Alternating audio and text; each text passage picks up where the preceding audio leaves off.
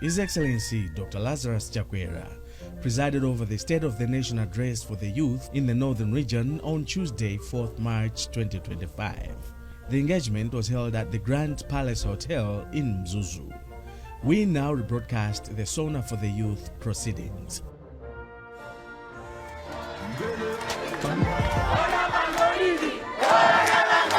Let's go! Let's go! Thank you so much. Thank you.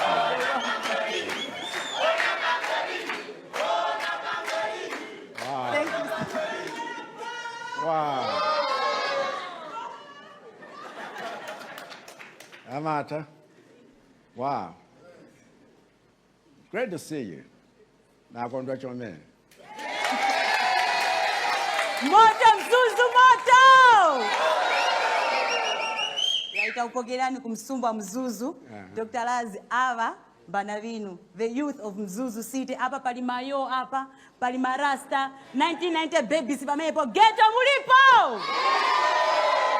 Tosa tizapano, kulitipulike, ivo imo madinoziera. And ladies and gentlemen, let me remind you, this is not a question and answer session. It is a discussion where you get to share with us your suggestions, my recommendations. Our President Alibano Kuvesera Komanso, the Indian to online, thousands of youth watching.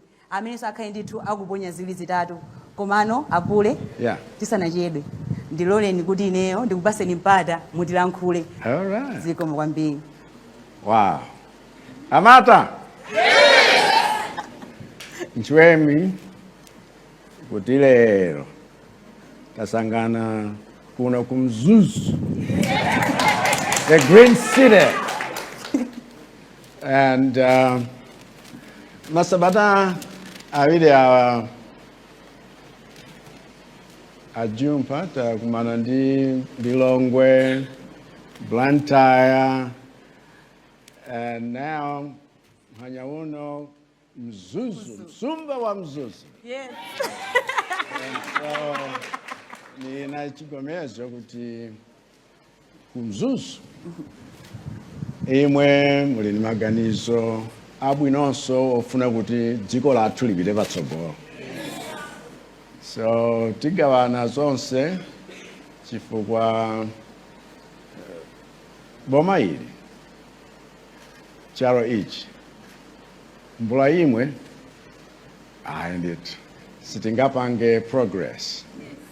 Ndiye ndifuna ndikuthokozeni chifukwa cha kufika kwanu aliyense mwachoka maboma osiyanasiyana, the whole of the north, ndiponso mumapanga zinthu zosiyanasiyana moyo wanu wa tsiku ndi tsiku. Ine ndathokoza kwambiri tili ni mafootballers kuno monga Eddie Jamuja komanso Wasile Hammers, Alibo, where are you? There you are. Hey, and netbola nanga uja move moyo alikuti. All right. Maoko Mzuzu, Maoko! Moyale sisters. And kuchokera ku music industry, Mecha Alibo. Gochuga, yeah, come on. And Komanso Kumbo Muhango, Mene Waimira Guli Jala Mzuzu Mafia. Hey. Maoko Mzuzu, Maoko! Let me also recognize Tuonge Mtambo, a young teacher who was among the finalists for the prestigious Global Teacher Prize 2025 award.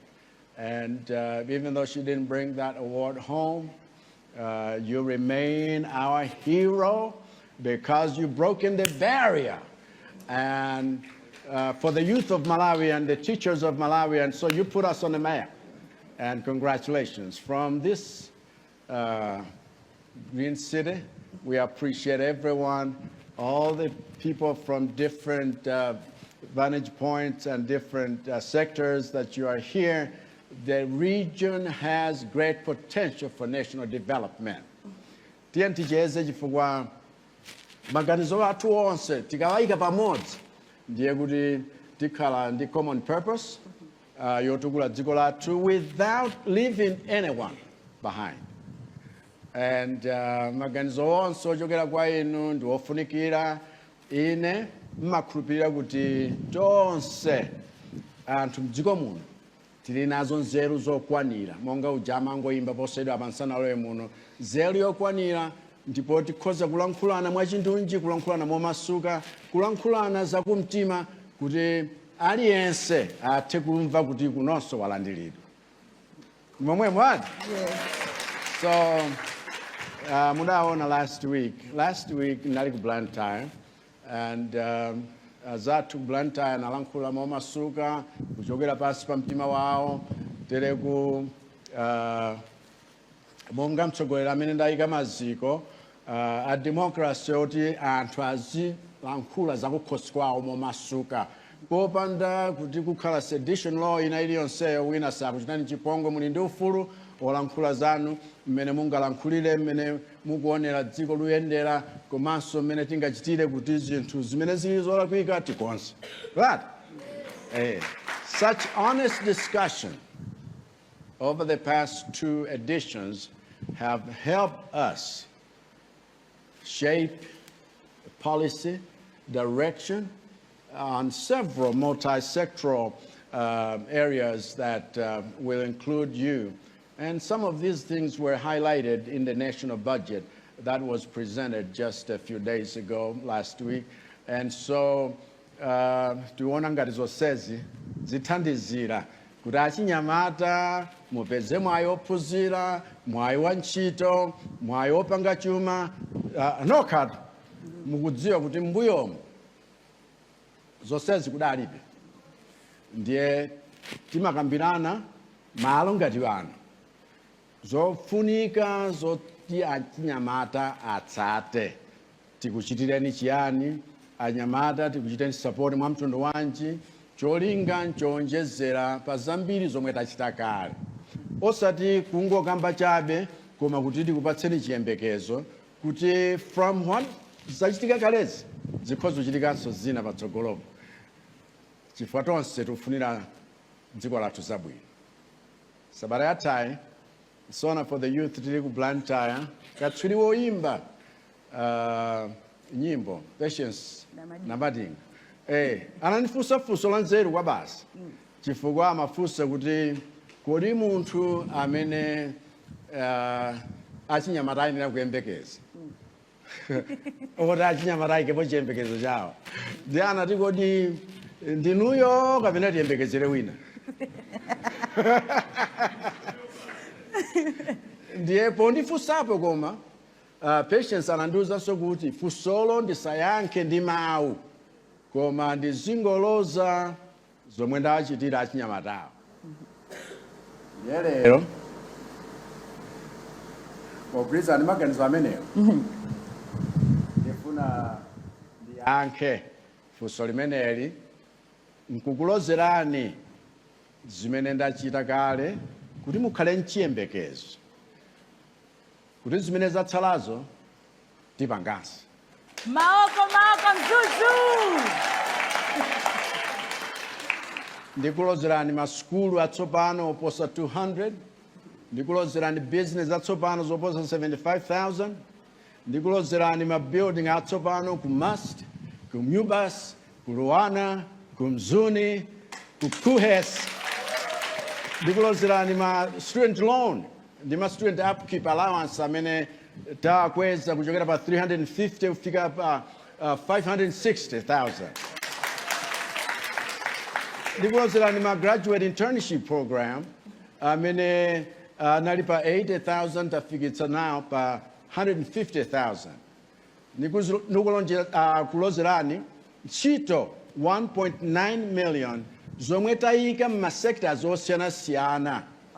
Ndikulozerani ma stadium ndi ma complex wena sports monga ku Mzimba dzana lomweli kudalibe stadium tikumanga kumeneko. Ndikulozerani youth center kudalibe sinamalizike koma mukhoza kupita mkaona chifukwa tangoyikanso tsopano budget ya 1 billion kuti ntchito imene ija monga inayimiramo isaimenso ayi koma ipitilire. Ndikulozerani 2 billion kwacha ya ma youth innovation grants. Ndikulozerani ndalama zomwe tayika mu budget tsopano last week yomweyi zomangira state of the art library ku Mzuzu University. Amzuni mulipo? Mzuni moto! Komanso Inkosi Mberwa University tayikamo ndalama zimene tifuna kuti tsopano tiyambe. Tayikanso ndalama zina za National Arts and Heritage Council kuti imene ija tsopano ikhale. Ndifetu tayikala mulo lija posaidwa pomwepa kuti tsopano ino amene muli ndi maluso osiyanasiyana dziko lanu mulione kuti zanu zikuyendereniso monga ziyenera kuyendera aliyenseyo. Ndikulozerani 1.3 trillion kwacha yomwe tayika mu budget just for education. Wow. Ndikulozerani achinyamata nkhani omwe tawatumiza ku Israel kuti akayambe ntchito. Ndikulozerani chiwerengero cha achinyamata omwe apeza kale ma student loan. Ndisanayambe chimenezo tidapeza amene amathandizika 10,000. Panopa tikuthandiza 31,000. Ma investor osiyanasiyana.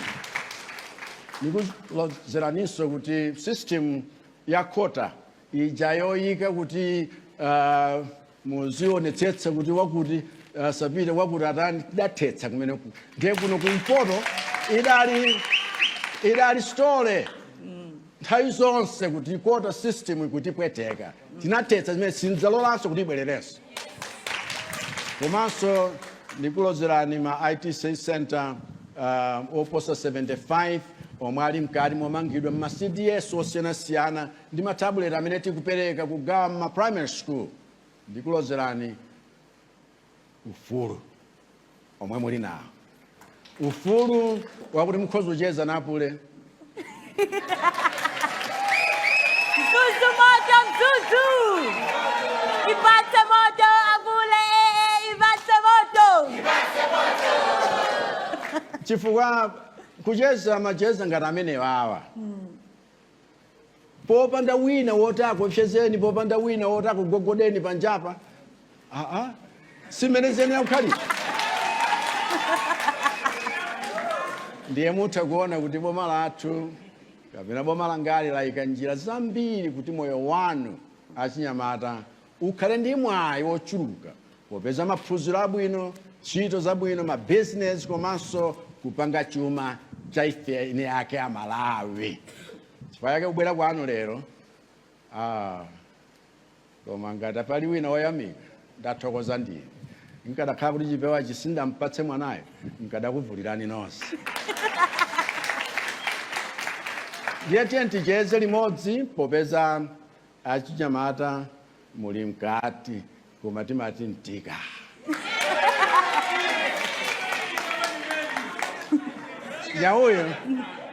Nyauyo tujulireko Sona. Chezo ziambike nyauyo wa Virekeke Kingdom, the queen of Virekeke Kingdom. Thank you so much. Over to you. Ababa dungo fia ngada president Dagwini. Mzuzu moto! A round of applause, ladies and gentlemen, for Dr. Laz Komanso. I'd like to give you 2 points for this inclusivity because this approach is amazing. Ababa ifeyo dilingata tafika kwa dada, mwana ukaona magoro ake tifuna dikutuweza kuntima kwatu tunechina jijose. Thank you so much. And one thing, outfit mwakunga hii. All right, ladies and gentlemen, menana mujaguri antaka kutumiza ma messages pa WhatsApp. We have thousands of messages on WhatsApp. And ababa ndifuna ndiwelenge fusolo ya mbelira. Your Excellency, fusolo mbia kujokera kwa Taonga Chipofya Jeka. Akunena kuti Your Excellency, I'm Taonga Chipofya Jeka, a spoken word poet, creative writer, and student of journalism, development, communication at the University of Livingstonia, Kaningina campus in Mzuzu. As a young artist, I'm eager to contribute to Malawi's cultural and economic development. However, I'm concerned that many talented youth like myself face significant challenges in showcasing and benefiting from our skills. Mr. President, what concrete steps will your administration take to support young artists in Malawi particularly in the areas of poetry, writing, and visual arts? How will the government provide platforms, resources, and infrastructure, such as public galleries, to help us develop and showcase our talents? Wow. Thank you so much, Tiongo, for that question. Jega Chipopsya uko. Google. This is Chipopsya. Kwatu mwazisi.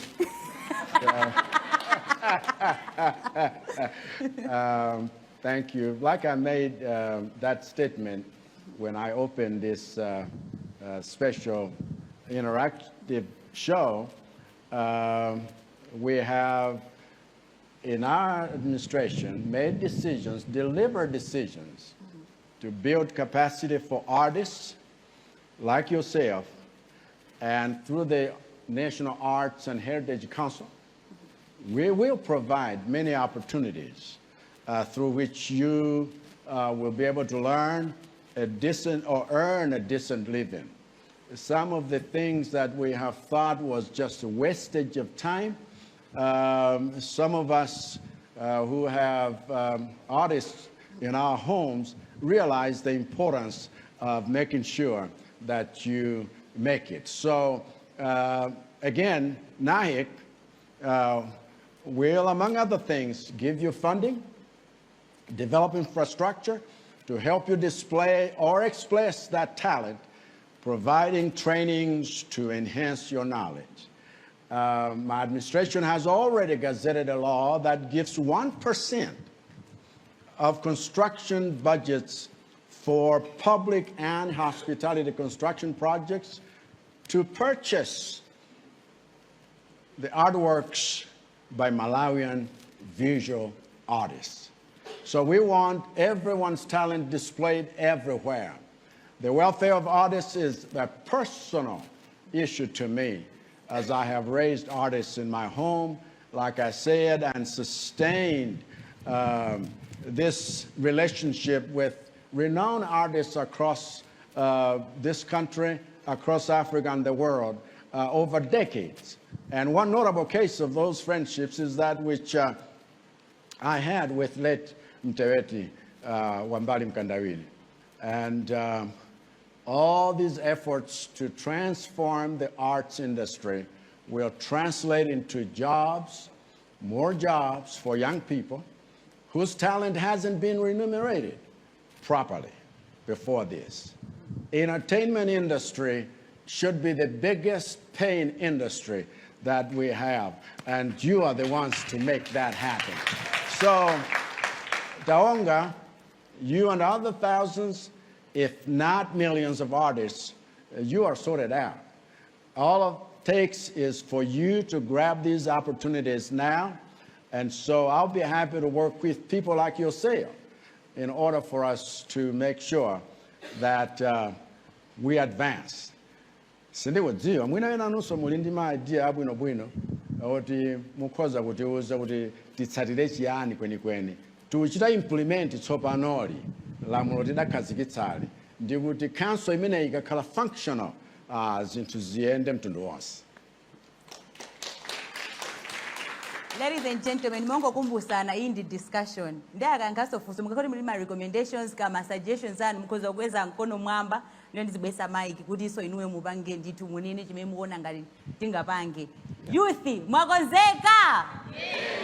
Ladies and gentlemen, to those watching us on Facebook and X Spaces, keep those comments coming. Ine ndafika pano abule ali apa ndipo mafuso onse akhala kuyankha. Your Excellency, fuso yachiwiri pa WhatsApp imeneyi yachoka kwa Philip Jere.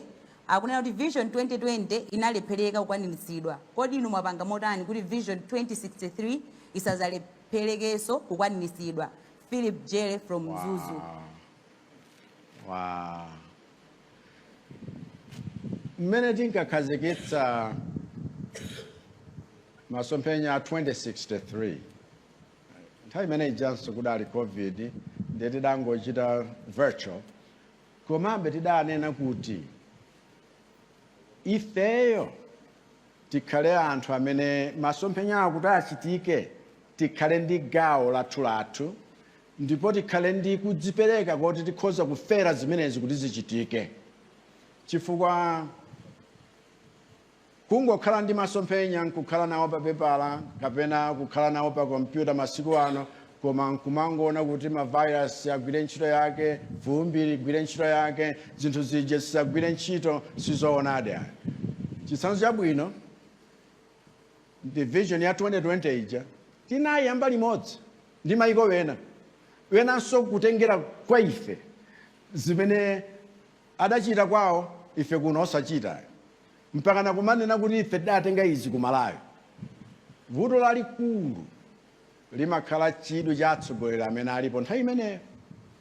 Ngati sali wokonda dziko nkumaonetsetsa kuti zinthu zokomera anthu osati zokomera ife tili atsogoleri koma zokomera anthu zichitike, tikhoza kukhala ndi mwayi wakuti izi zitheke. 2063 masomphenya amene wawa ngoti akhoza kutheka tikagawana ndondomeko zakuti aliyense achite chimodzimodzi, aliyense akhalepo ni gawo lake, aliyense ngakhale achinyamata ngati awa ali ni maganizo oti akhoza kukhazikika bwino pa zimene iwo akufuna. Ndiye tinayigawa zaka kuti tizichita ngati pang'ono sima ija tikunyema mpaka naitha yonse, chifukwa tikapanda kukhala ndi deliberate policy yakuti titani ndiye kuti tizingokamba zinthuzi. N'chifukwa yake pano patere tikufuna kuti aliyense wa inu akhale ndi gawo kuti kodi tikwanitsa mwa mtundu wanji. Tinayika zaka 10 zoyambirira, tinayikanso zaka 5 zinazi, nkuyika zaka zitatu, nkuyika chimodzi. Koma chimene tikufuna nchakuti ngati tikhale ndi human resource imene maganiziridwe ake ngosinthika. For that is critical. Ambiri aife ngati tilibe spirit ya patriotism, tidachita give up kale ku Afro-pessimism. I use that word guardedly. Afro-pessimism chinthenda chonena kuti kulibe chabwino tingachite, ku Malawi kulibe chabwino, ku Africa kulibe chabwino zikhoza kupezeka kwina kokha. I'm telling you, this is it. This is the place where you and I can work to develop and make sure that these things get accomplished. Makazi zimene zija 2021 kulegeza 2031 ndi zaka 10 zoyambirira. Ndiye danena kuti tsono mzaka zimenezi tiye tionetsetse kuti tichite fast track zinthu zina. N'chifukwa yake tikufunitsitsa kuti maphunziro akhale patsogolo, chifukwa zithandizira kusintha ngakhale maganizidwe athu kuti tione kuti amene akudisa zimenezi ali nkuthekera kwake. Development of skills munjira yosiyanasiyana. Tionetsetse kuti ngakhale azipembedzo, zikomo kwa inu amene panopa ndi mwezi wosala, zikomo kwa inu amene mukuphunzitsa kuti tichite bwanji kuti anthufe tigwirizane, zikomo kwa inu nonse amene muli ni chidwi chakuti izizi sichichitika chifukwa cha munthu mmodzi koma chifukwa cha ife tonse. So we have a coalition of like-minded people who want to see transformation in this country for real. Ndiye tinayika kuti tikhale ndi ATM strategy, chifukwa timafuna kuti agricultural transformation and mechanization ikhale real. Ndiye kuti production ikakula kwathu kuno nkuchita add value to that which we produce, tiziyamba kupeza chuma chathu chochita fund zimene tikufuna zichitika. Tikalimbikitsa tourism. Wina wakadalemba over 10 years ago, kuti ku Malawi, Lake Malawi is not an explored thing. Mpa manena kuti mu Africa muno ngati kuli malo 10 oti mpiteko ku Malawi chifukwa cha Lake Malawi komanso Nyika Plateau. Koma tilibe infrastructure kumene kuja yakwanira kuti anthu akabwera akhoza kukhalapo. Chifukwa tupanganso kuti tiye tikonze mayendedwe, tikonze misewu, tikonze zoyenderapo pa nyanja. Our lake Our lake has the most variegated tropical fish you can ever find on planet Earth. Nowhere else. Otena mkapita kwina mahotela wena mkakaona somba zochedwa sikli zimachoka ku Malawi.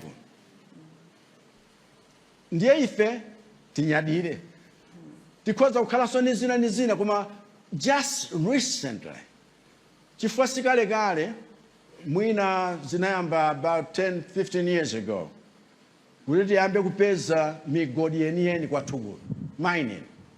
Mining is the next big thing yoti chite power Malawi's transformation nkubweretsa 2063 closer to us faster than ever. 2063 is nothing but a desired future.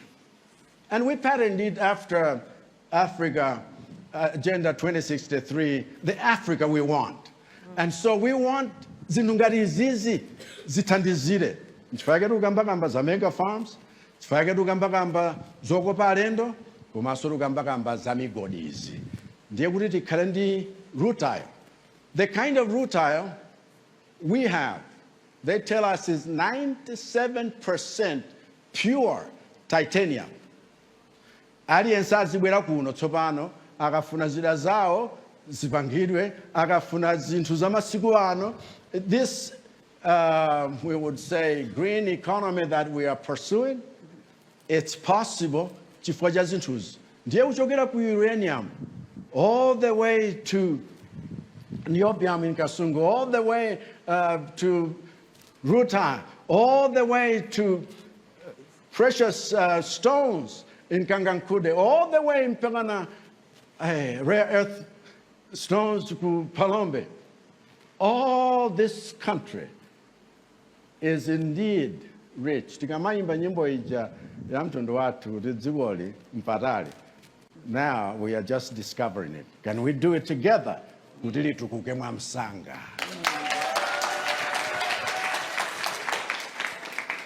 Thank you so much, Your Excellency. Maoko. Okay, ndaona ndithu kuti pali anthu oti afuna beke ma suggestions anu. All right. Ndiye kuti muzipange introduce and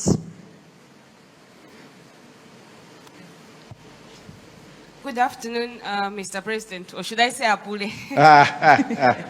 My name is Amanda Sauter. I'm representing Sanga Youth Club from Katabe. So I wanted to engage you on the issue of Malawi Vision 2063, addressing the question in Nabwera online. Yeah.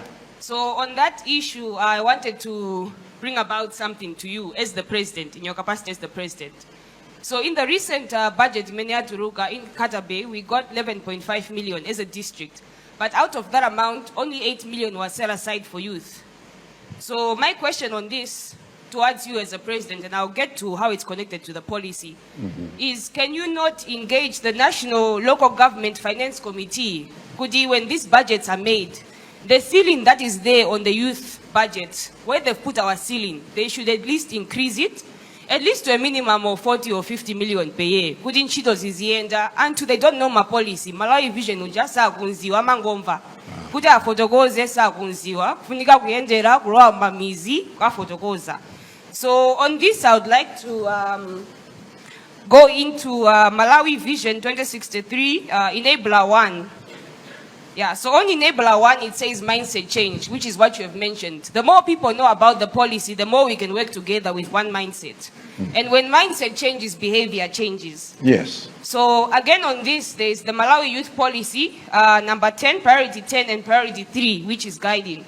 So priority 3 is talking about transformative leadership, youth inclusion in government system, and priority 10 is talking about coordination, mainstreaming and financing youth agenda. I believe that if you can engage the National Local Government Finance Committee to lift the ceiling on the funding for youth at district level across Malawi, you can see a lot done by youth. Thank you. Nikuthokoza chifukwa cha suggestion imeneyi. Panopa, tachita break. They are discussing all of this in clusters, and I would like for this suggestion to be included, so that people know that we are serious about listening to people. It's not just those who are attending these clusters and discussing the budget.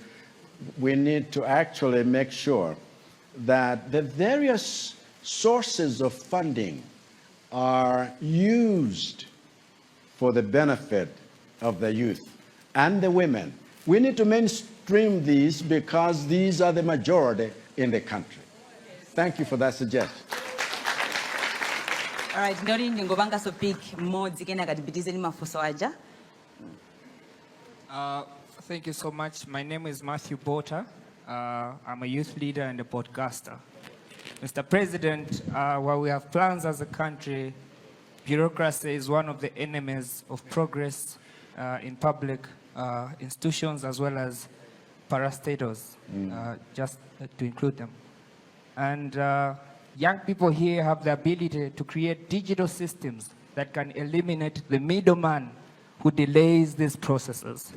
I wanted to find out from you if at all you have plans to digitalize most systems in these parastatals and government institutions. But I also wanted to find out from you, Mr. President, the budget that was released shows that we're going to borrow 2 trillion from commercial banks, and the other one is expected from donor aid.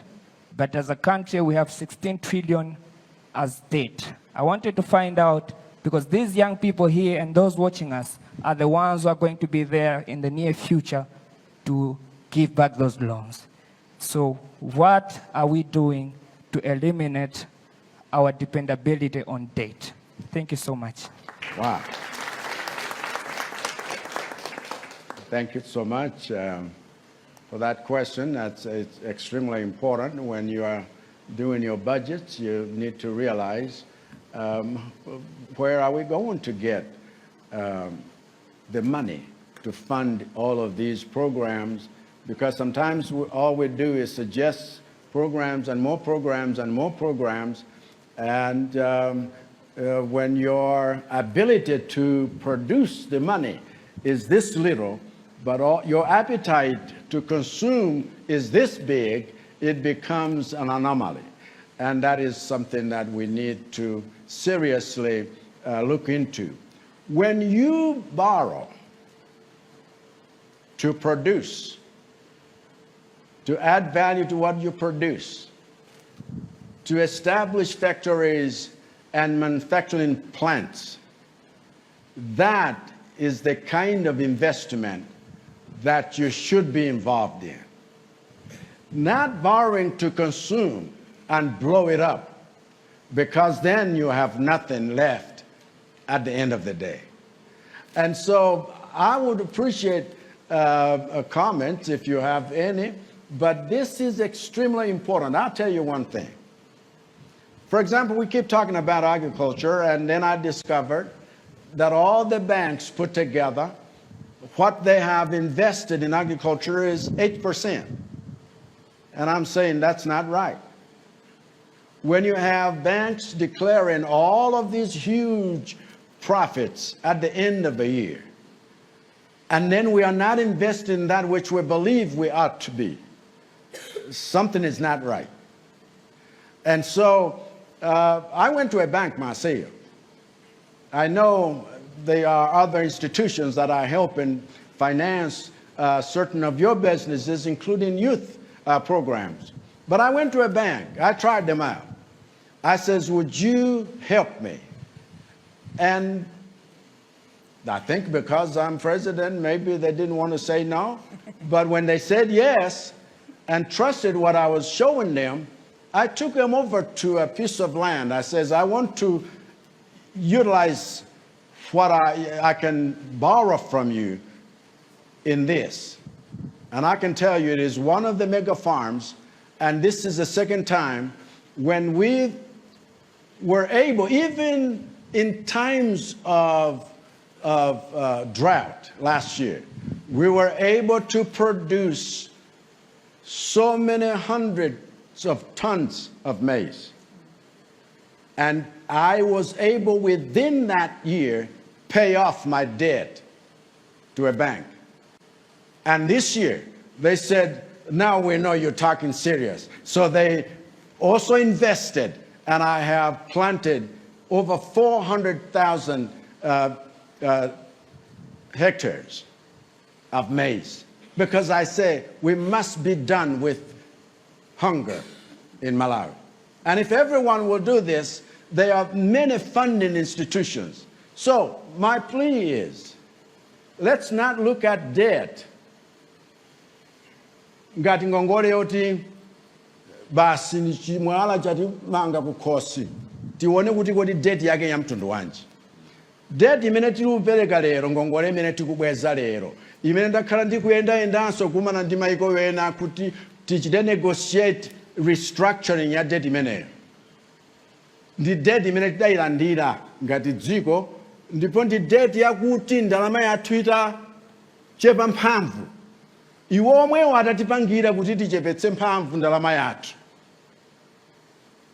Ngati ndi dziko loti sitilupanga zinthu zathu zimangothandizira wena, sizidathandize monga mwa economics yawo yapapepala. N'chifukwa chake debt imene ija tsopano, just like this, inachita triple. Kuti ife tipeze ndalama zimene zija, titolere misonkho kuti tipeze madola ngati omwe aja. N'chifukwa chake ndimanena kuti mpofunika tizimvana nthawi zina kungone kuti tichiteza kuti mtima ukhoza kukhalapo, koma tiphunzirenso kuchita produce and make our own money. That's why we must invest in this. Koma za bureaucracy zija, ndikutholera niyo kamtena. Chifukwa za bureaucracies zatipweteka mtundu wonse. Ndiye mupeza kuti even in issues of procurement, muona ngati aya mastage ake ankhanikhani, koma stage iliyonse ili ndi mwayi wotseguka for corrupt practices. N'chifukwa chake danena kuti tikhale ndi Ministry of Information and Digitalization. Ndipo tapanga zinthu zija zakuti most of the MDAs now are digitalized. Tikuchitiranji zimenezi? Chifukwa ma middle people amapeza tumpamba pamtupanupa. And ineyo malamulo wena amene tasinthitsa posayidwa apa ndi malamulo oti atithandize tichepetse ma markup amene amapezeka mu zinthu zambiri zimene timazisowa nkumayitanitsa kwina, chifukwa zimakuza ma premium oti tizipangitsa Malawi kulipira zimenezi. Ndiye tili pa process making sure everything is digitalized.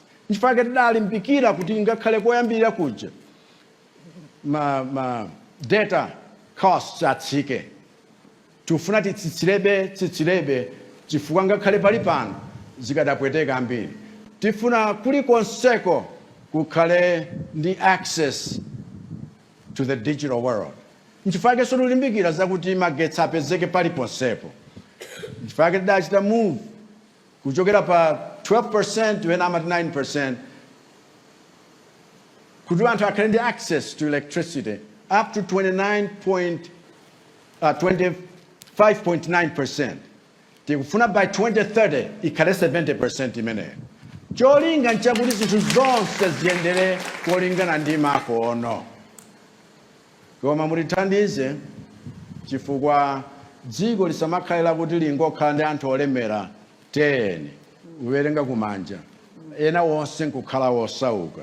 Izi zimene tikusinthira zinthuzi nkuti tigawane chumachi aliyense alemere. Makamaka inu vachinyamata. Thank you. Thank you so much. Mzuzu moto! Zuni mukufoka, timumakuwa tusoshoze. Mzuzu moto! Your Excellency, mafuso da kubera bembiri ku WhatsApp, ku Facebook, koma ndifuna ndiyamike kuti niyo mwatibanga involve ndi tukhala pano kuvesa mafuso athu. Basi sinikhala so long winded. Ababa palifuso kuchokera ku Mphatso Chipapi pamene bani pa Facebook. akuti zikoma president ine funso langa ndilokhuza project ya Mzuzu Youth Center. Yeah. Project imene ikukanika kumalizika ndipo sizikudziwika bwinobwino kuti ikuyenda bwanji. Achinyamata akhala kuthamangisa ma officials aboma akabwera kuzayendera chifukwa takhala tikunamizidwa kwa nthawi yayitali. Tinamva kuti project imeneyi anduna finance ayitchulanso kuti ilandira ndalama mu budget ya chaka chino. Kodi ulendo uno tikhulupirire kuti zithekadi kumanga Mzuzu Youth Center? Good question. Ndikudziwa kuti pali pano amene amagwira ntchito amene paja anachokapo, koma deliberately timanena kuti pakhale ndalamayo. Nkhani ya cash flow ndi nkhani yolimbirana zinthu. Ndipo nkhani imeneyo inavuta, koma tanena kuti ntchito yoyamba maziko dakumba zipopa dadzutsa tiyeni tiyimalize. Chifukwa ngakhale kumbuyo kuyika makambidwa simba makhala ni maziko omwe. So this is different. Ndiye tifuna timalize. Chimodzimodzi kumzuni kuja chinyumba cha mwamba mtundu wonse. Tifuna timalizenso chinyumba chimene chija kuti anthu adziwenso kuti ndi mmene zinthu zilili. Nchifukwa nanena kuti anthu ogwira ntchito abwerere pa site ayambe ntchito imene ija ndipo zithekadi. Zikomo kwambiri. Funso lachiwiri pa Facebook pomwepo yachokera kwa Wesha Moyo akuti many young people are getting interested to venture into mega farms, but I feel there's still a lot of red tape in the application process. What exactly can a young graduate like me do to be part of this initiative? Whoa. That gets me exciting. Chifukwa chakuti nkhani ya mega farm tichite demystify. Chifukwa wena angoona ngati achinyamata sangachite nawo. Mmene timatsekula linga irrigation scheme ndi damu ya tsopano ija kunkhata. We have, even now as we speak, Luana graduates that are working there and doing something productive. Kula chinyamata ena nkhani ndingamapita ma university mu ena kumachita inspirational talks before others graduate. Mukaona kuti ndachinyamata amene ngati pali amene wazigwira ndameneyo. Now I can advise you kuti ngati paweka sungakwanitse, get in groups. Chifukwa panopa tofuna tutithandize achinyamata amene muli ndi ma proposal abwinobwino wotena kuti mukhoza. We have disbursed over 200 billion to over 210 businesses across the country. Ndiye iyi ikhaleso imodzi mwa business amenewo. Inuyo mukhoza kupezanso zochita. Ndikuti I was happy to meet young people sometimes when I visit, even within the capital, who have accessed NIF loans for farming. And they will be able to help you do what you dream and become what you have always wanted to become, a multi-billionaire through the loan program, NIF. Chifukwa, along with that, mutandizikanso kuti kodi business tichite bwanji. I have young graduates who worked and are working as apprentices kwa chikwaya wotchedwa Napoleon Dzombe. Chifukwa kungoti waphunzira chabe. Zija zakuti ukaphunzira, you'll be looking for what color job zidatakale. You are now the creators of jobs in order for you to employ others. So agricultural productivity ndi chida choyambirira cha Malawi 2063. Ndiye package yathu yofunika kuti tsopano tilimbikitsa achinyamata venturing into farming big time. This package is supporting 18 youth-led organizations or agricultural cooperatives. So get into cooperatives and get your transformative projects going. We will make sure you get the funding. That way you are contributing actively to the fulfillment of Malawi 2063. Okay, my recommendations. komanso ma suggestions mafuso nthawi mafuso ibweraso nthawi ina asanafunseso adziwe paja kuti akuti bureaucracy yuchedwetsa zinthu ineyo ayi nzona ndithu ndimalankhula ndiwena kum'mawako akuti application ya 6 months ago alandire lero. That's too late. We need to push. So these bureaucratic things are no longer the stumbling blocks. Thank you so Go much. ahead. All right, thank you very much. My name is Chimome Banda. I'm a youth and women activist, founder of Citizen Impact Organization.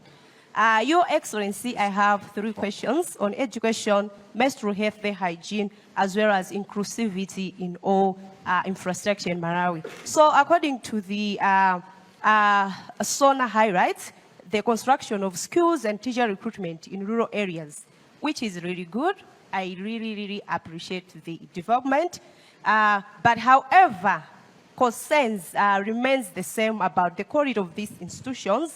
Now, I would like to ask, how is the government ensuring rural schools meet minimum standards for infrastructure, learning materials, and teachers' retention to address the urban-rural education divide, which is really good. We already have some existing infrastructures in the rural areas, even in urban. How about them? What is it the government would like to do? On menstrual health and hygiene, as we know, access to menstrual health and hygiene in Malawi is a concern, whereby 75% of young women and girls in rural areas, even urban, they have knowledge, but they do not have more access to sanitary wear, which also hinders the access to education to the girl child. However, my question on menstrual health and hygiene is that such as distributing through sanitary wear products, improve sanitary facilities in schools, and integrating menstrual health and hygiene into the curriculum of education in Malawi. Will it not change the program, the way para-feeding programs is going in Malawi? How best can Malawi invest in menstrual health and hygiene the way we do in feeding programs? My last question is inclusivity for persons with disabilities, especially children as well as parents, women who are taking care of children with disabilities, whereby what measures ensures inclusivity of what persons with disabilities, especially children, such as accessible infrastructure, tailored education support, access to loans, as well as employment opportunities to the older children with disabilities who really had something to do, as well as who really went to school. But others, they did different skills. How best will Malawi government empower them to have job opportunities, loan opportunities to women who have children with disabilities? Thank you very much. Wow. Wow. Nkhani yake ndiyoti pakhale enablement yapadera. People with disabilities athandizike, the girl child athandizike, komanso tikamaika ma policy and ma programs akhale all inclusive. Momwe, what? I saw you nodding your head. And this is critical. Chifukwa tikasiya wena kumbuyo sizithandiza. Tiziyendera tonse limodzi. Chitsanzo chimene mwapereka cha school feeding program kuti akhala ikuthandiza. Tikhozanso kukhala ndi para services zothandizira kuti the main service is yenda bwino. So these are efforts almost like giving someone a hand up. Not a hand out, but a hand up. Kuti adzidalire wokha. Chifukwa yake makolo amene ali ndi kuthekera. Chifukwa wena akuti ali ndi vana amene ali ndi madisability osiyanasiyana. Iwowo ali ndi kuthekera kochita zinthu. Assessment ikhoza kupangikanso wotalewa azikhala ndi access ku funding ya zimene iwo angathe kuchita. Kwina ndi kwina zamba kale kuchita zimenezi ndiye kuti maunduna, this is one thing I also want to emphasize. All of our MDAs should not work in silo. Azilumikizana bwino chifukwa some of these issues are cross-cutting. Ndiye kuti sizikhudza unduna umodzi ayi. Tikamalankhulana nkumalumikizana bwino, tichita coordinate zinthu zakuti tilumikira Malawi moyenera. Ndiye my idea ngati amenewa, put them on paper and hand them over to me chifukwa zitithandizira kuti tizikhala conscious tikamachita zinthu zina. Mwachitsanzo ngakhale mamangidwe ama building osiyanasiyana kumbuyo konseko olo mtati mubwere ku State House kulilongo mukapeza kuti panalibe provision yakuti anthu amene ali ndi disability abwera bwanji akwera bwanji kumarumu ena, other than of course elevators and so forth, but some of them even must step kuvuta. Only ku unduna wa disability adayika nyumba zawo ku Capitol Hill zokhala ndi facilities zothandizira. Koma aliyense womanga tsopano ayenera kutsata malamulo amene chifukwa adayika malamulo. Atsate zinthu zakuti zithandize wina aliyense have access to any place and any facility. Also, it means then deliberately making sure mapolisi waja kuchitika. Some of the structures we have built in this country are not worth the name. Lero mpofunika tizimanganso with climate change issues in mind. Kuti zimene tikumanga zizikhala resilient kuzinthu zina like storms, even vindindindi. You understand? And so Mungu atithandiza kuti tizikhala very, very clear. Ena koma generation yake simeneya. Koma generation ina pakatipa, even inspecting buildings and construction works, amango penya kumbali akangowapatsa kenakake. That has endangered other people. Sirifuna ma shortcuts ngati ameneyo tiufuna standards. So even when we build roads, we want roads that are strong and can withstand effects that climate change, at least last longer than has been the case. Ziko. Thank you so much, Abule. Abatukubira no ku platform ina. Imene ndi X space. I know anthu ambiri muli ndizo muyankhule nthawi so ifikaso. But for now, tipangeso anthu ena amene akutona pa X space so that they shouldn't feel like tiwasiya. Funso loyambirira likuchokera kwa God's Masterpiece amene ndi Brigita. Wow. Flower.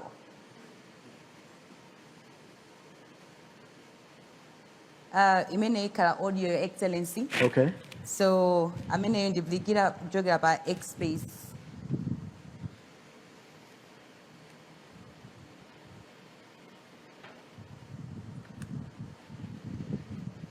Trinity. My name is. I'm sure you guys can hear me. Can you hear me? Yeah, now we can hear. Okay, thank you very much, Your Excellency, for the opportunity to ask. I have two questions, and I'll go straight to the point.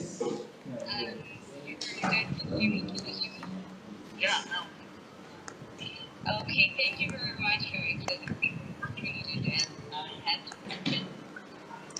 The first one is about the creative industry in Malawi. Mr. President, the creative industry in Malawi is growing, and we appreciate steps taken to engage with some of its key players. In the United States, the creative industry contributes over 1.2 trillion to the economy, accounting to approximately 4.4% of the GDP and supporting over 4.9 million jobs. Given Malawi's ongoing its challenges and economic struggles, how is your administration leveraging the creative sector to boost exports, attract investment, and create sustainable economic opportunities that can help stabilize our financial situation? All right. We made reference just a while ago to, yeah. Go ahead and ask your other question. Living has made it increasingly difficult for young.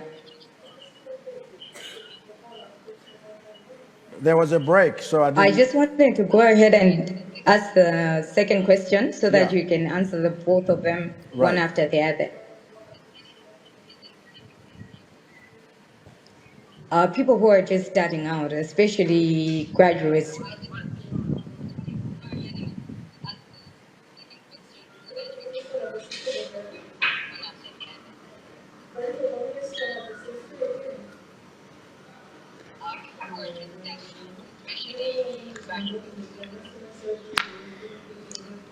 Okay, so I'll continue with the second question. With the rising cost of living, has made it difficult for young people who are.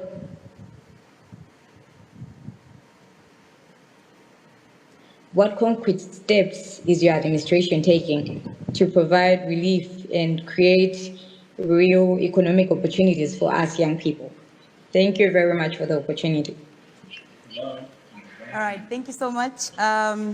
Abule, I think network imavuta sizimaveka bwino. So we just go straight panthu amene ali munomo.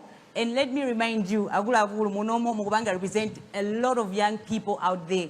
Ndeno mukapeza mpata oti mwabwera mfuna mulankhule, make sure mafunso ano they should be productive and also zikhale zindoti issues that are matters. Osati kuti yayi nangu akapa TV onayo shana president ivo vilekeke. So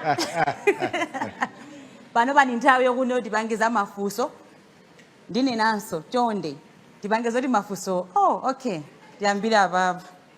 Your name, doti uyimirira uzipanga introduce komanso funso lako. My name is Victor Kamanga.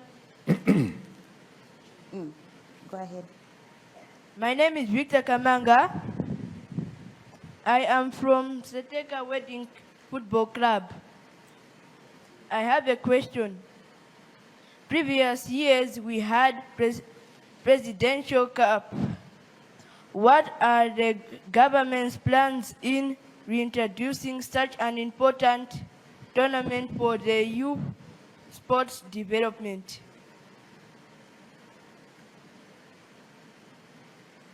Wow. Thank you so much. Over to you, Your Excellency.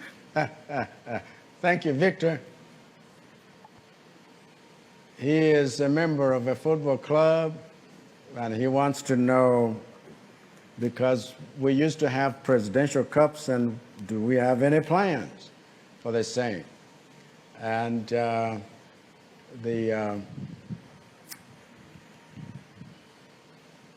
president of Football Association of Malawi, he has come to me in order for us to develop that kind of thing, not necessarily something that would be political in nature, but apolitical, and be able to establish these kind of clubs, starting with the grassroots. Kugambira kumidzi kuja. And so, issue Kalin and the Sports Council, the Magamba Zamalawi Games in a different fashion, koma tufuna kuti titsatire maganizo ngati a Victor kuti kodi tikhoza kuchita chiyani ndipo zinthuzi zisakhale zakuti zikayamba zithere pa njira koma zikhale zokhazikika zothandiza achinyamata amene amakonda sports. Ndiye tifuna tichite zimenezo pozindikira kuti institutions and plans and programs should not die when there is changes in administrative structure of government. Thank you so much, Your Excellency. Ababa sopa X-Space tibwera so more zindithu ameneyo dzina yake akuti Komegai Malawi, and it's also an audio kujoga ba X-Space. All right.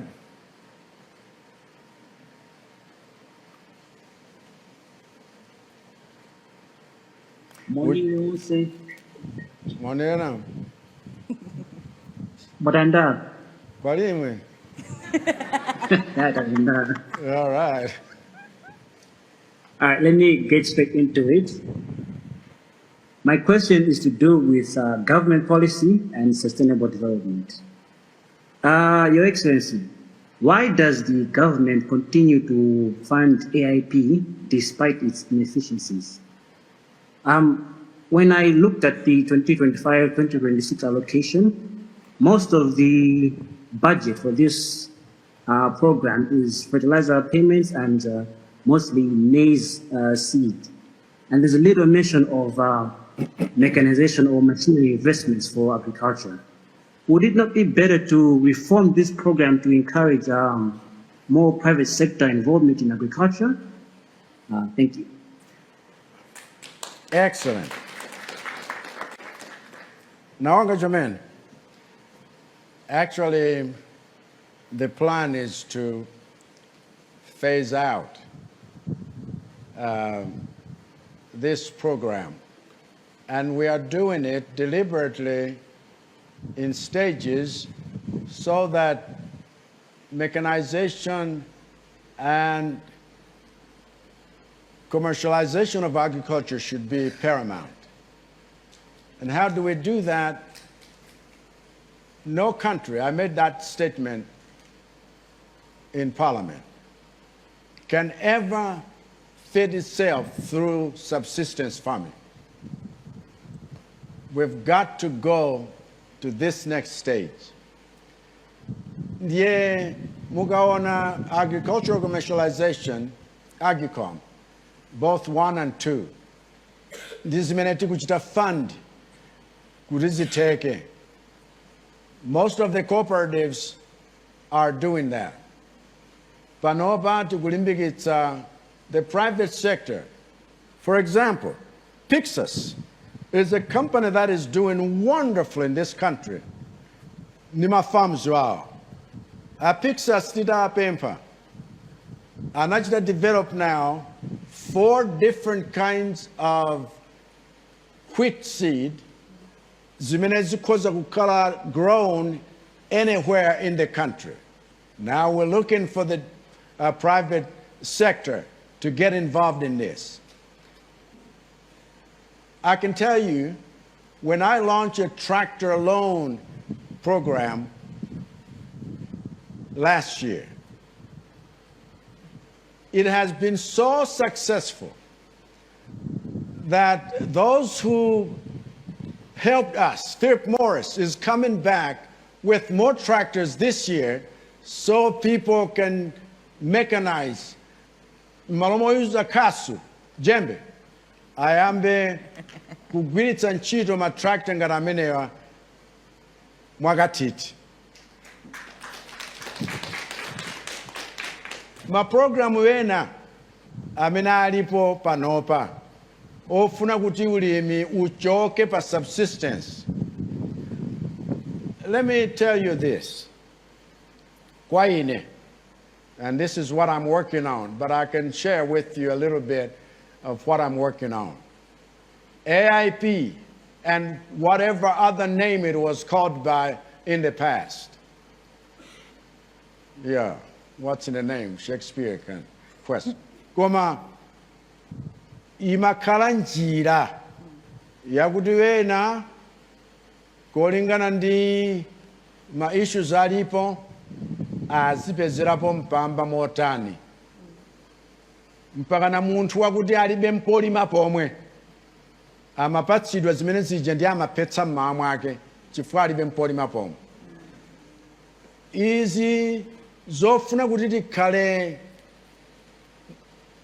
ndi target yeniyeni, zisakhale zinthu zongopeza easy money mwachinyengo.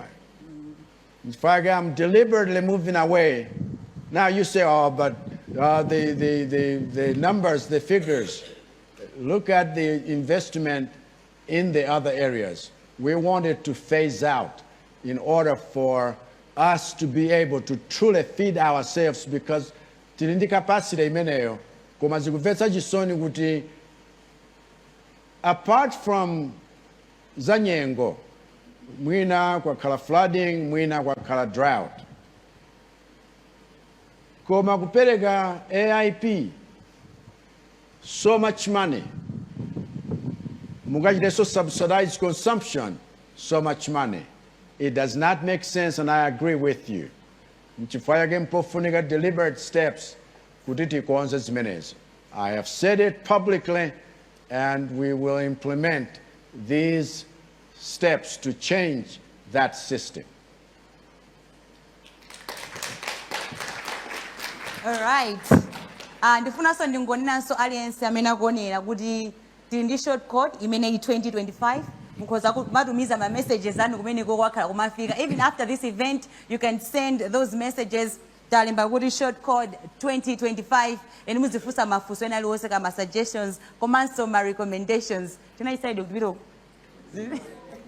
Okay, tikachoka kutupita ukuko. Please guys, just a reminder. It's not only about questions because that's my recommendations suggestions on how best because of develop our country. And mukamala nkula, make sure kuti muzikumbukira kuti thousands of people out there mukwabanga representing Ndunuyo. So when Mzuzu represent youth bwino ndithu. Okay. Sorry. There. Zikomo kwambiri Your Excellency, zina anga ndine Salome Kadazi, ndine mozi mwa Chinyamata muno Munzuzu City. Ine ndabwera ndi ma recommendations pa mavuto komanso ma questions ambiri amene takhala tukhala nawo Chinyamata kuyambira ku Southern ndi ku Central Region. Recommendation yanga yoyamba ibwera pa the economic opportunity imene tili nayo ya government internship. Tikati tione framework yathu imachedwa voluntary internship framework. Komano ma vacancy akamatuluka mangotuluka kuti government internship. Ndimafuna Your Excellency titabweresa voluntary program munomo Malawi, volunteer program kuti achinyamata ambiri amene ali ma graduate aungokhala azipanga nawo participate. Tipangeso maubale ndi anzathu akunja chifukwa kuno timaona kumabwera azungu amafika kunoko and tikamacheza nawo amatuza kuti amona voluntary boma yanga ala ndithandizira kusafika kuno.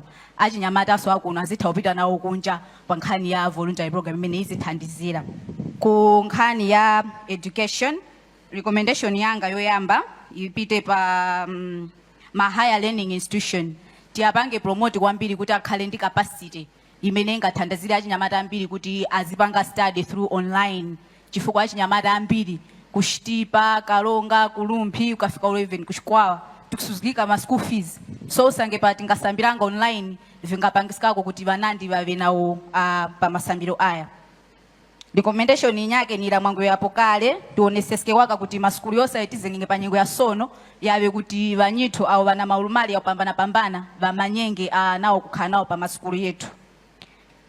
Chinyakeso mpangaso recommend kuti tuonjezere mwayi wa ma scholarships. Achinyamata amdziko lino la Malawi azipita kukunja kukaphunzira. Asamango khala achinyamata 10 ayi. Dziko lathu achinyamata ndi ambiri. Tipange maobale ku Europe, America pankhani ya education kuti anzathu tizipita for scholarship. Achinyamata tizichoka muno Malawi mwina 100 kumapita kunja zitithandizira congestion imene tili nayo. Ku recommendation ina ikhale ku environment. Dziko lathu la Malawi timakumana ndi ma disaster osiyana. Komanso zikuchita kuoneseratu kuti olokusogolo ku ma disaster azibwerabe. And ma disaster amapangisa zinthu zosiyana displacement, kumwalira ndi zina zingapo. Recommendation yanga ndona zoti tipange train ma rescuers ambiri, thousands of rescuers. I know kumakhala police, asilikali amazatithandizira nthawi imene jayo, Red Cross ma volunteer, komano specifically let us train ma rescuers zoti zikamachitika zinthu izizi atha ukafika ukalonga, atha ukafika kumsanje, thousands of them amene akhala achinyamata kuti azithandizira. Ndili pompo magalimoto amene amadzimisa moto ukamayaka za fire zija tinkazoona kale ti study 1, study 2, study 3 panopo sizikuonekaso ma council. Komano moto ukangoti wayaka nkona zimachitika zoti nsika wose kupsha ndi katundu wose. Tatiye niso kumene koko tionjezereko tikhale ndi magalimoto amenewo. Komalizira Your Excellency, malonjezo amene munalonjeza pa 10 May 2020 I know munayankhulapo. Komano I'm just recommending kuti the Alton Chilwa Road ija inakambidwa ija, the Mombela University chitaukhala chabwino kwambiri kuti tiziona kuti zayambikako. Kaya pali foundation apa Mombela University tingakondwa shomene kupambana kuti mbwechi oyenge waka kwechinu chila palije.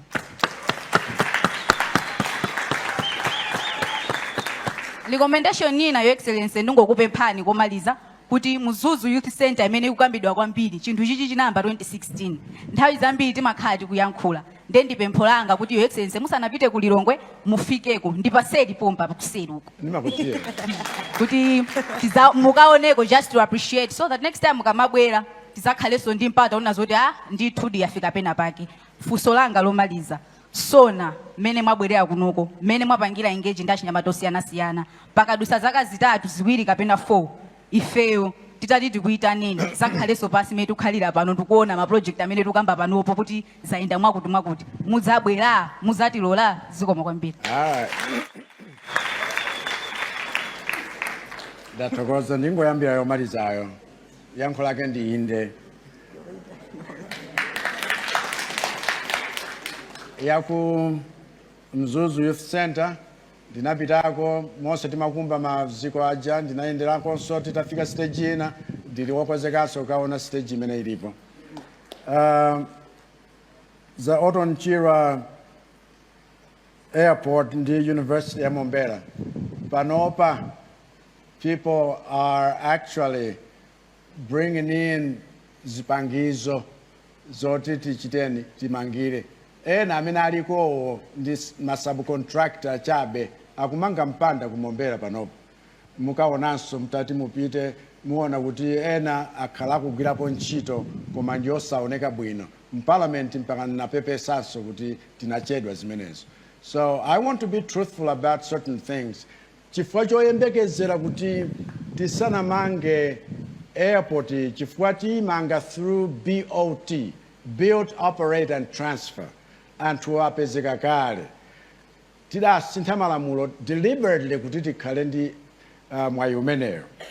Tisanafike kumeneko nchifukwa taona kuti even Mzuzu Airport tikuzirize akangochita certify wa ayata tiyamba kuti ndege zizibwera yapa chimodzimodzinso kukalonga chifukwa tisanafike pena pamene timafuna kwenikweni tichitenso zimene tikhoza kufikira pali pano ndimene tikuyendera. Koma maganizo anu onse, thank you so much for those wonderful suggestions. I could comment on every one of them and what we are doing already, but I'm grateful for your suggestions. All right. Thank you so much, Your Excellency. Abando Woody. And then we... All right. Your Excellency, my name is Aaron Nkandawire, Catholic Youth Representative. I understand that we have gathered here with the aim of development. And our theme in Shitumbuka says, Kutrapo Rwande, Pakukwezga Shitukuko. So I see this in different angles. There's need for love, peace, and security. Now, in these three things, my first question goes to security. Just a few weeks ago, have observed that people in Kasungu Northwest constituency, particularly in traditional authority Chisinga, some of them they have chased out to leave the place just because they are close to Kasungu National Park. So, as a country through you, our president, how these people are going to leave that place, and what are the best solutions you are going to give them as they are in this rainy season with their farming activities. And the other question goes to job creation. We appreciate the way you have started, but however, we have a lot of educated people in our country. And these people, they are failing even to find their opportunities in order to run their businesses and as well as to have opportunity to jobs. So how are you going to help them? Some, they are moving outside the country in order to survive. Some, they are just lingering here and there in terms for them to find their daily needs. And the final question goes to the increase in increase in cost of goods here in Malawi. We understand that this is worldwide, but however, you as a president through your office, how are you going to help people, particularly in rural areas, civil servants, business, and those in schools, whether it's public university or private universities? of course, we appreciate that you have increased the tuition fee, but however, according to the way how goods are now, that money can't be used for students, maybe to be used for the whole semester. So we are still asking that, of course, you have increased it, but make sure you have increased more and more. Thank you. Yeah.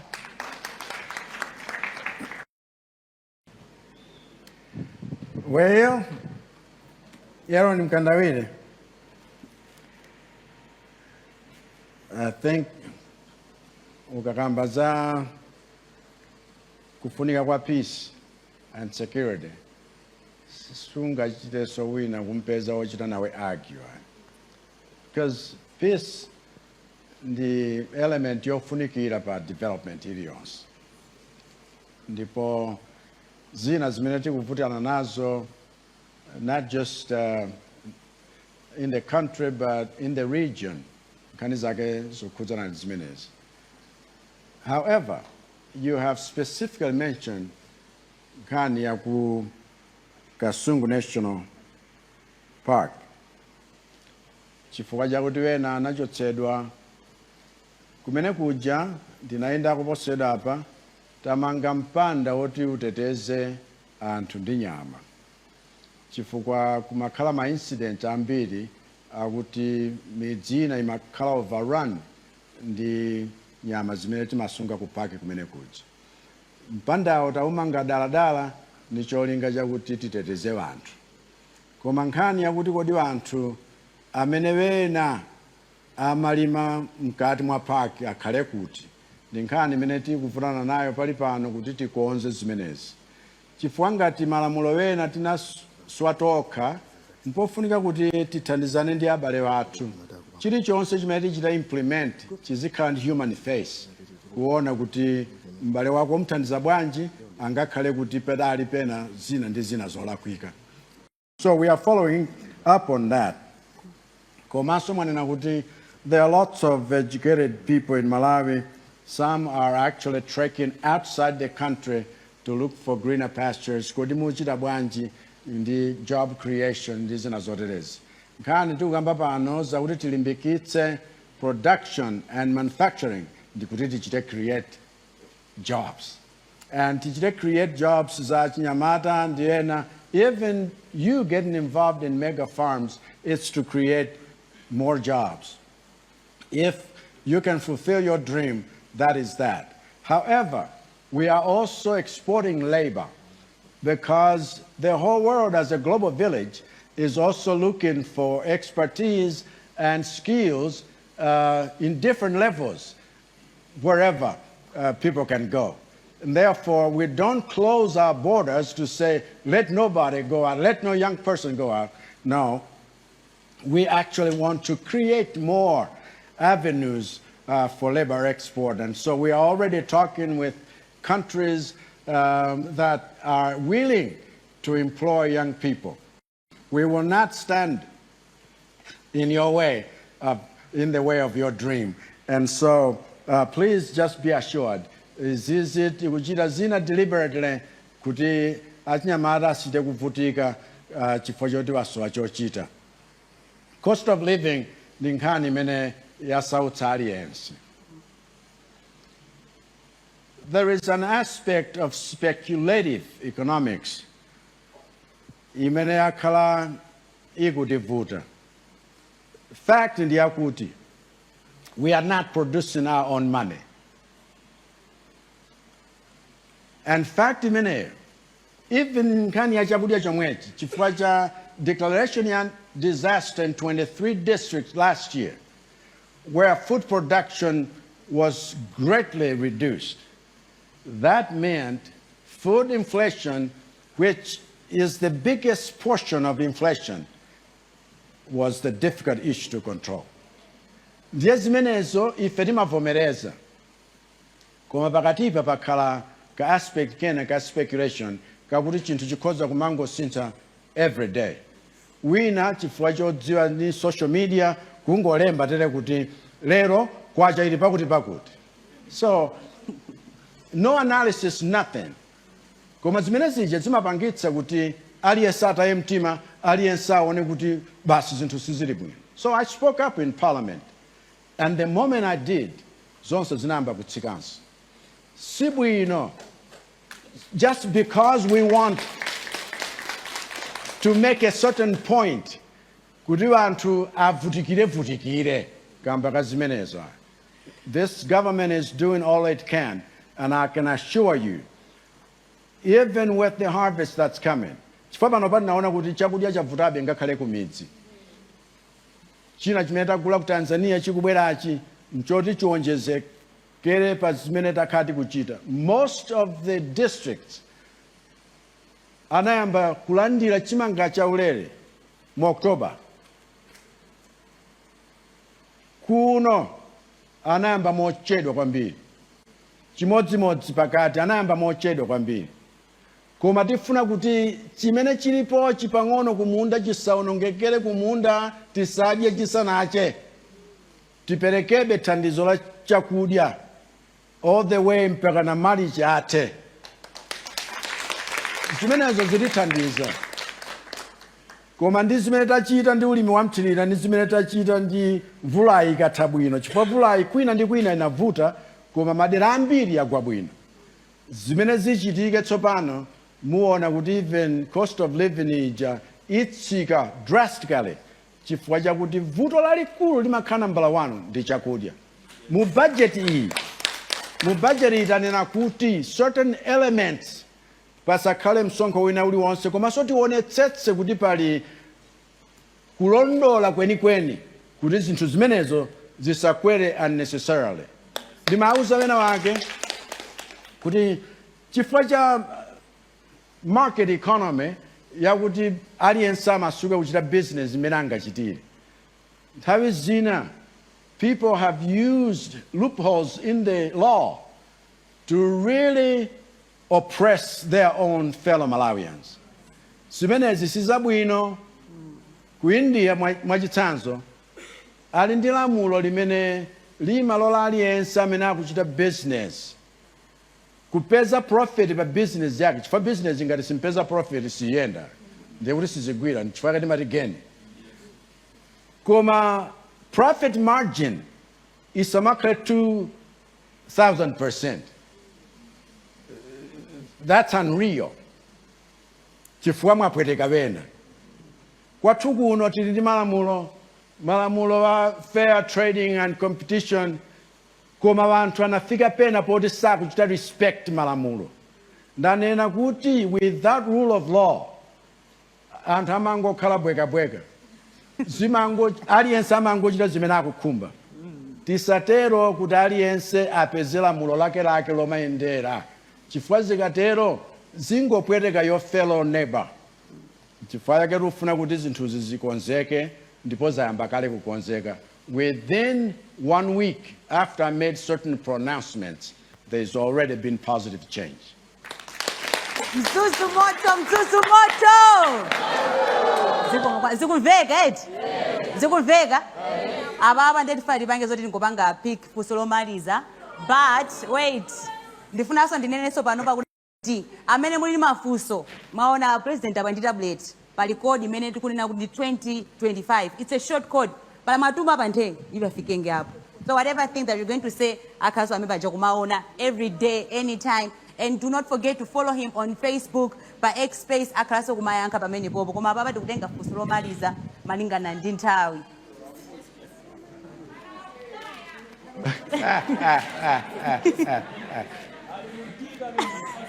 Amene ali muntika.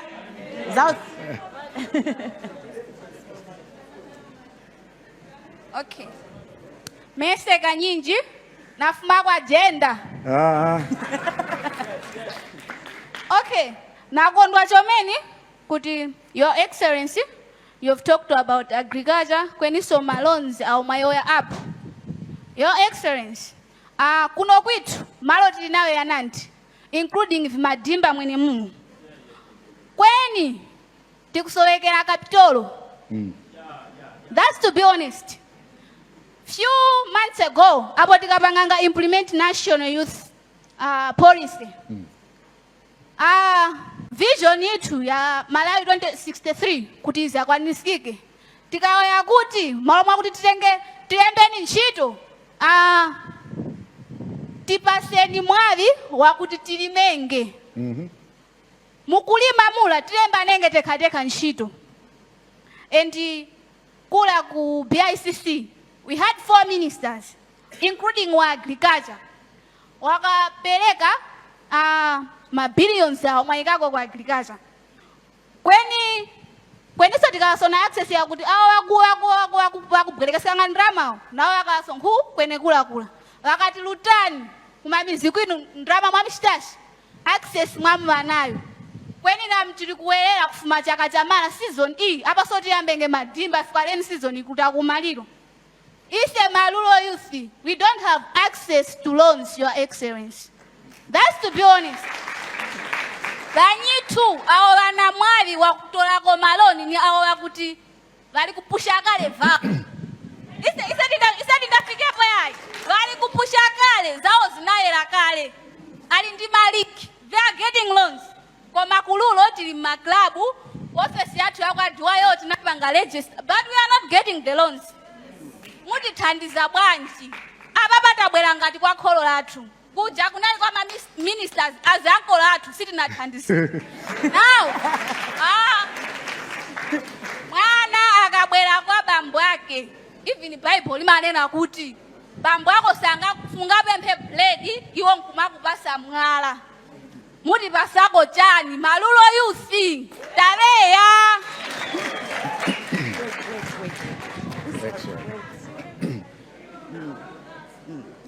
Pangona, yes. I'm from Example from the Solar Youth Network, where Mrs. Kanu. Mungu ika nao mic kufupi. Put it on. Your Excellency, you just talked about youth being operated so that they can be able to do a lot in terms of marketing. Yeah. Yes, the markets are there, but the prices of the farm products are very unfair to the young farmers there. So my question is, are there any factors or programs that you have made that will help in increasing the prices of the farm products so that young farmers can be happy too? Thank you.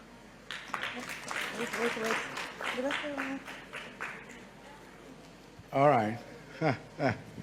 Over to you, Your Excellency. Merci. Wane na mfundo ya bwino. Chifukwa izi ngakhaleza kuti tikapereka chimanga cha ulere anthu ochita implementing kumangolembana pa chibale wena osalandira sizoona. Sizoona. Ndipo izi zonena kuti bola uli ndi link yakuti ndi akupatsa loan sizedya. There must be more transparency. Chifukwa ma promise ndo alipo ndalama zonso zilipo. I have seen Wanif, for example, go in rural places, in villages, and people are taking fertilizers for loans, and they are producing, even as we speak, there will be produce out of that. Koma zakuti kwina ndi kwina kuziwa lika mpaka na wina achite kulira chonchi sizoonadi. Lero timakambanso nkhani ngati imeneyi kuti ngongole, even the process of getting that funding. When you talk about agriculture, you're talking about a certain window. Yakuti mukaimisa ndiye kuti sizigwira. Ndiye ngati ndi loan ya agriculture ndipo ulibe zipangizo za mthirira. Umafuna umadikilira mvula. Ukachedwa ndiye kuti supindula kalikonse. Ndiye application ya 6 months. Kwina kwake wena ake na akalipira. Kuti zimenezo sindikufuna ndivenso. Ma process wena ndiyo anthu tuchabe. Mtima wa munthu nthawi zina ngoyipa ngonyenga. Chifukwa policy ikhoza kukhala yabwinobwino on paper. Koma ukaona kuti wochita implement akuti failo lanu tusikuoneka, kalabu yanu sitikuiona, koma afuna kuti inu muli munthu wosauka muwapatsenso ndalama pamene iwo ali kale pa ntchito. Ndiye kulikonse, let's shout out. Aliyense amene azipeza mzake osamnekerera ngati akuchita zinthu zakatangale. For this system is what has really done us bad as a country. Mpofunika kuti pa level iliyonse tithandizane. Ndamva za makalabu akumudzi. What I have done and what I'm doing is making sure the farmers get the best for their hard labor. Ifake mukhoza kudziwa kuti amene adalima fodya last year zinawayendera, amene analima soya zinawayendera. Sindifuna kuti anthu azingozunzika thukuta chonchi. Ndofuna mlimi kumudzi azionanso kuti ntchito yake ikugwira pakaone, wina asamdyere masuku pamutu. Koma vuto lathu lakuti we have producers on one hand and we have consumers on the other hand.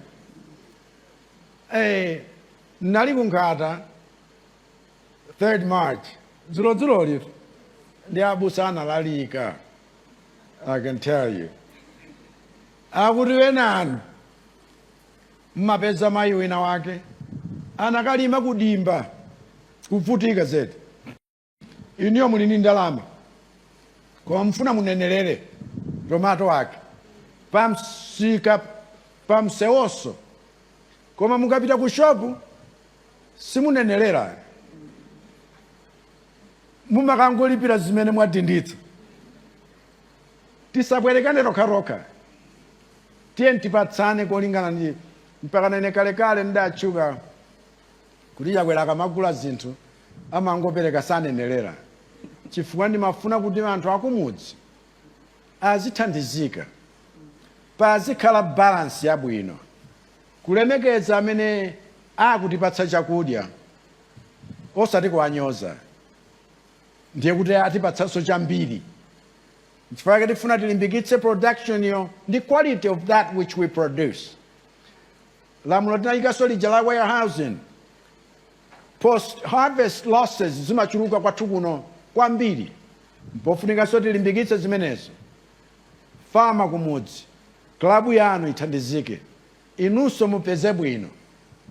So, if NIF hasn't gotten to you, if your cooperative hasn't even gotten a hold of Agicom, we will let them know kuti klabu yanunso ithandizike. Chifukwa cooperative ambiri wapatsidwa financing, and financing yake imakhala yakuti monga Agicom ndi World Bank amafuna kuti inu mungoperekako pang'ono, and pang'ono yonse imakhala in kind, not necessarily cash, koma ndalama zonse akupatsani zakuti muchitire ulimi umene mukufuna.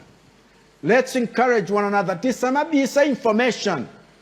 Information, I know it's power. When amabisira dala kuti ati akuuzeni pokapoka muapatse zinthu. So they love to sell information ingakhale khale yabodza. Let's act right by every Malawian, every young person, every disabled people with disability, every woman. Let's work in such a way that we uplift each other, not downtrodden each other. Anthu tusititukuka murafuna kuti mzanu mumpondereze akhale pansi ngati apa. Ninu nomwe simchoka chifukwa mukachoka munzinana kuti atukuka, ndiye kuti nonse simtukuka anthu awiri. Maoko. Tiye tichitane empower. Tonse titukuke, tonse tikhoza kutukuka zinthu nkuyenda bwino, osati wina azisungabe wena ngati akapolo wake. Dziko laufulu ili. And economic freedom must mean economic freedom for everyone. Thank you. Ipatse moto mzuzu ipatse moto. You can do better than that. Ipatse moto mzuzu ipatse moto. Your Excellency, ine naonga chomene on Wow. behalf of Vunaisabwera Kunogo, you've granted us an audience tacheza nanu maonesa kuti this is a two-way thing. Thank you so much. Mina ni Jaji Nyamata nzanga kuti muyenesese kuti mukafuna kutumiza ma recommendations, ma suggestions anu chimene mungapange ndikutumiza ku short code yathu imene 2025. But right now allow me, Your Excellency, ndipase nimpata kuti no mutitsekere mwambo watu walero. Queen of Vilekeke Kingdom, and you also, Amata. Naonga chomene kwa imemosi. Yewe. Vena Mzuzu. Ungano wetu uli ungano wapinduka chitumuka chake chaneta. Chifukwa tasambirapo vinandi ndipona kondwa chomene na umo tachezeranga chiyuta mtumbikeni mose monga nanene apo yamba paja tipitirizo cheza nanu chifukwa mavuto wena sungamvetsetse kwenikweni ngakhale mkalasi ophunzira amakhala ndi zina zofanana, but there are individual differences. Ndipo ukapanda kusamalira individual differences, wina wake azichita feel ngati sali included. N'chifukwa chake it's important for us kuti tizimvana bwinobwino tilankhulane moona mtima miyoyo yathu itukuke, koma ngati mwatumiza mafunso anu pa WhatsApp kapena ku short code ya 2025, I assure you kuti zonse zomwe mwanena tizika pamodzi zithandizane kupanga mfundo zabwino kuti achinyamata mutenge nawo gawo lomanga Malawi wabwino. Please continue to engage with us and with me particularly via these available channels, and on Facebook on Dr. Lazarus Chakwera. Reach me on my X handle at Lazarus Chakwera. WhatsApp number is 0999-552-280. And send me direct SMS via this code 2025.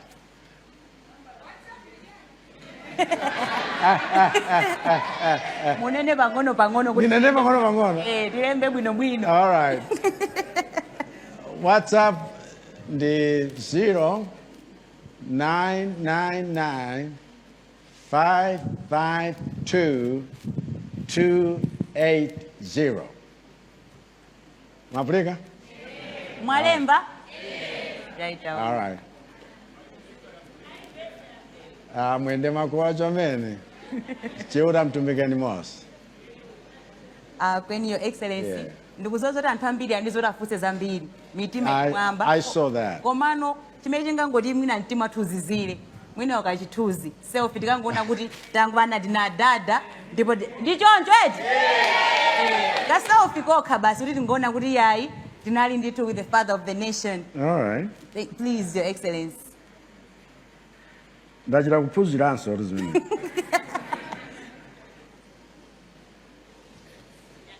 Because of Bangait? The one telling Zanga. He can help us do that.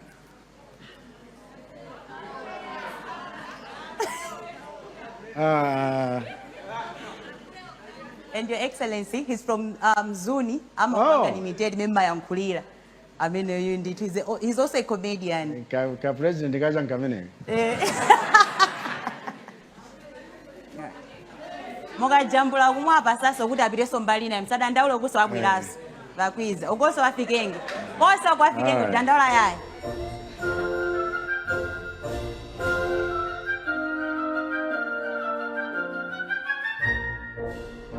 His Excellency Dr. Lazarus Chakwera, presiding over the State of the Nation address for the youth at the Grand Palace Hotel in Mzuzu on Tuesday, 4th March 2025.